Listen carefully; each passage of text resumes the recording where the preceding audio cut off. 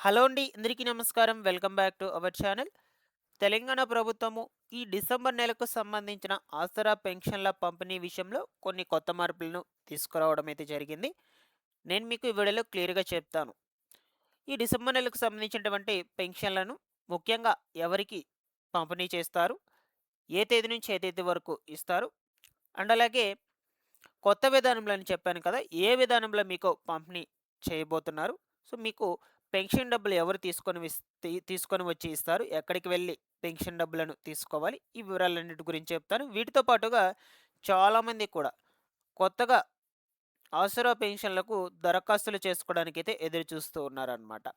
అయితే ముఖ్యంగా కొత్తగా దరఖాస్తులు చేసుకునేటువంటి వాళ్ళకు ఎప్పటినుంచి దరఖాస్తులు మొదలవుతాయి? ఎలా చేసుకోవాలి? ఎక్కడికి వెళ్లి చేసుకోవాలి? కావాల్సినటువంటి డాక్యుమెంట్స్ ఏమిటి?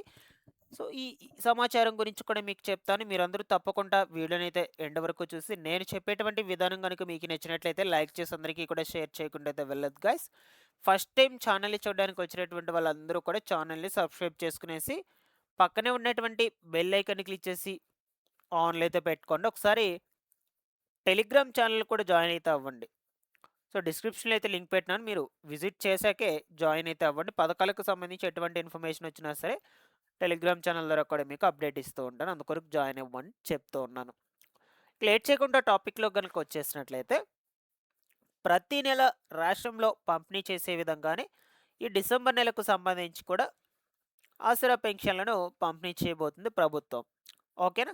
అయితే ఈ పెన్షన్‌లు వచ్చేసి మనకు ఈ నెల 24 తారీఖు నుంచి 31 తారీఖు వరకైతే జరుగుతాయండి. నెలాఖరు వరకు జరుగుతాయి. సో, కొంతమందికొచ్చేసి కొన్ని జిల్లాల్లో ఈ పెన్షన్ డబ్బులను డైరెక్ట్‌గా వాళ్ళ యొక్క బ్యాంక్ ఖాతాలకు విడుదల చేస్తున్నారు. బట్ ఇంకొన్ని జిల్లాల్లో వచ్చేసి ఈ పోస్ట్ మాస్టర్‌లు ఎవరైతే ఉంటారో పోస్ట్ మ్యాన్స్ వాళ్ళ ద్వారా పంపిణీ అయితే చేపిస్తూ ఉంది. ఓకేనా? మీకు ఇక్కడ క్లారిటీ అయితే వచ్చింది. ఎవరు మీకు తెచ్చి ఇస్తారు? మీరు ఎక్కడికి వెళ్లి తీసుకోవాలి? ఎవరికి బ్యాంక్ అకౌంట్‌లోకి వేస్తారు? అనే వివరాల గురించి మీకు ఒక క్లారిటీ అయితే వచ్చిందని అనుకుంటూ ఉన్నాను. కొంతమందికి మాత్రం బ్యాంక్ అకౌంట్స్‌కి జమ చేస్తారు. కొంతమందికి మాత్రం డైరెక్ట్‌గా ఈ పోస్ట్ మాస్టర్‌లొచ్చి మీ దగ్గర ఫేస్ రికగ్నిషన్ తీసుకొని డబ్బులనేటువంటిది పంపిణీ చేస్తారనమాట. ఇదే విధానంలో జరుగుతూ ఉంది మనకు ప్రస్తుతానికి. సో, ఇక డిసెంబర్ నెలకు సంబంధించి కూడా ఇదే ప్రాసెస్‌లో మీకు పెన్షన్ డబ్బులైతే ఇవ్వటం జరుగుతుంది. ఇకపోతే మీకు చెప్పాను స్టార్టింగ్‌లోనే. ఇప్పుడు కొత్త విధానంలో ఈ పెన్షన్‌లను ఇస్తూ ఉన్నారని చెప్పాను కదా!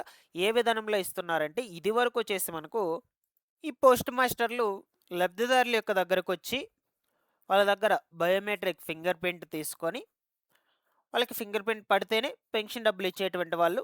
లేదు అనుకుంటే పెన్షన్ డబ్బులు ఇచ్చేటువంటి వాళ్ళు కాదు ఆ నెలకి. వాళ్ళే తీసుకొని వెళ్లి వాళ్ళు ఖర్చు చేసుకునేటువంటి వాళ్ళనమాట.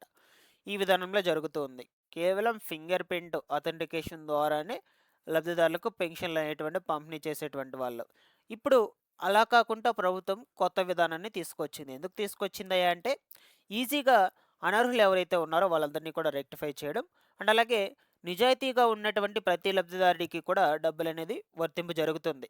సో, ఇంతకుముందు ఎలాగా ఫింగర్ ప్రింట్ పడకపోతే డబ్బులైతే ఇచ్చేటువంటి వాళ్ళు కాదనమాట. ఇప్పుడు అలా కాకుండా ఫేస్ రికగ్నైజేషన్ ద్వారా చేస్తే ప్రతి ఒక్కరికి కూడా పెన్షన్ డబ్బులు అందుతాయి. అందరూ కూడా ఈ ఫింగర్ ప్రింట్స్‌తో సంబంధం లేకుండా మొహం స్కాన్ చేసుకొనైతే డబ్బులనేటువంటిది ఇచ్చేస్తారు కాబట్టి ప్రతి ఒక్కరికి కూడా డబ్బులనేటువంటివి రావడం జరుగుతుందండి.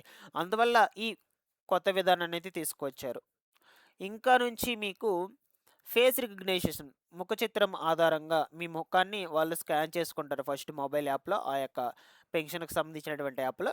స్కాన్ చేసుకున్నాక దాని తర్వాత మీకు ఎంత పెన్షన్ ఇవ్వాలి అనే విషయాల గురించి మీకు చెప్పి అప్పుడు అంత పెన్షన్ డబ్బులైతే మీకు ఇవ్వటం జరుగుతుందనమాట. సో, ఇది కొత్త విధానం. ఈ ప్రాసెస్‌లోనే మీకు ఇంక నుంచి ప్రతి నెల కూడా డబ్బులనేది ఇవ్వటం జరుగుతుంది. దీనివల్ల సో, చాలా వరకు బెటరే అనమాట. ఎంతో మేలు. ఎందుకంటే ఇదివరకు కొంతమంది తీసుకునేటువంటి వాళ్ళు ఫింగర్స్ పడినటువంటి వాళ్ళు తీసుకునేవాళ్ళు కాదనమాట. కొంతమందికి మాత్రమే ఇచ్చేటువంటి వాళ్ళు. అలా ఏం లేకుండా ఇప్పుడు ఈ ప్రాసెస్‌నైతే తీసుకొచ్చేసింది ప్రభుత్వం.